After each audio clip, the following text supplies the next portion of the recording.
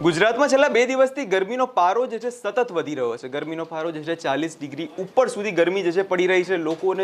લે છે બહાર નીકળતા અત્યારે ડર લાગી રહ્યો છે અને આ તે જ સમયમાં અત્યારે હવામાન વિભાગ દ્વારા જે છે આગળના દિવસોમાં જે કેટલું તાપમાન જે છે રહેવાનું છે તેને લઈ એક નકશો જાહેર કરવામાં આવે છે। સૌપ્રથમ જો તેના પર નજર કરવામાં આવે તો જે રીતે આજની જે વાત કરવામાં આવે છે કે જો સવારથી જ જે સુરેન્દ્રનગર છે, મોરબી છે, રાજકોટમાં જે છે તાપમાન જે છે વધારે જોવા મળવાનું છે। જે તે જ રીતે જો મધ્ય ગુજરાતની વાત કરવામાં આવે તો જે અમદાવાદનો જે ભાગ છે, અમદાવાદના ભાગમાં જે છે યલો એલર્ટ આપી દેવામાં આવ્યું છે અને અમદાવાદમાં જે રીતે 40 ડિગ્રી સુધીનું તાપમાન જે છે નોંધાતું હોય છે અને એમાં યલો એલર્ટ આપ્યું છે એટલે અમદાવાદ છે, ગાંધીનગર છે તે વિસ્તારોમાં ગરમી જે છે તે વધુ પડવાની શક્યતા છે। કેટલી જગ્યાએ તો જે છે પાણીની પણ વ્યવસ્થા કરી દેવામાં આવી છે। અત્યારથી જ ગરમી જે છે વધી રહી છે તેને કારણે અત્યારે જોતા આગળના સમયમાં પણ કેટલી વધારે ગરમી પડશે તે લોકોને અત્યારે ચિંતા સતાઈ રહી છે અને હવે તે જ રીતે જે ઉત્તર ગુજરાતનો જે આખો ભાગ છે, જે મહેસાણાનો ભાગ છે, સાબરકાંઠા છે, પાટણ છે તે વિસ્તારમાં ગરમી જે છે તે વધુ પડવાની છે। જે પાટણનો ઓરેન્જ એલર્ટ જે છે પાટણમાં આપી દેવામાં આવ્યું છે પરંતુ મહેસાણામાં જે છે યલો એલર્ટ છે એટલે કે આગળના સમયની જો વાત કરવામાં આવે તો આજના દિવસનામાં જ અત્યારે ગરમી જે છે તે સખત નોંધાઈ રહી છે।